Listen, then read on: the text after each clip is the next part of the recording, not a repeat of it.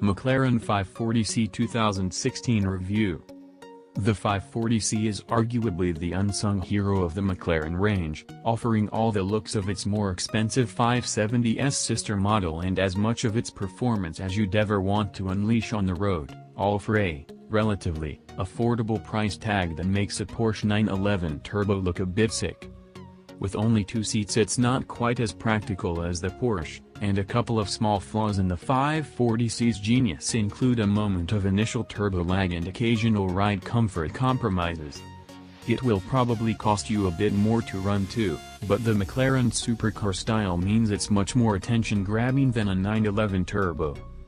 Our choice: McLaren 540c. You'd have to pretty switched on to distinguish McLaren's most affordable sports series model from its more expensive relative the 570s. From the outside the 540c looks the spitting image of its faster and more technically complex stablemate, apart from details like a subtly different front splitter profile. Entry-level may not be a term you'd readily associate with a brand like McLaren, but the truth is you can step onto the first rung of the woking supercar maker's product ladder for a figure that makes the almost ubiquitous Porsche 911 Turbo look a bit overpriced.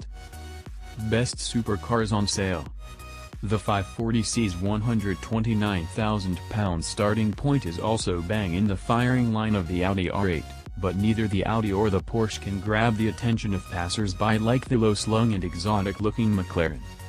That's because the 540c shares styling cues like the swoopy nose and those exotic scissor doors with the £1 million McLaren P1 hypercar. The connections run much deeper too, as both share variants of the same twin-turbo 3.8-liter V8 powerplant, and the carbon fiber monocell chassis construction that builds on McLaren's F1 racing experience.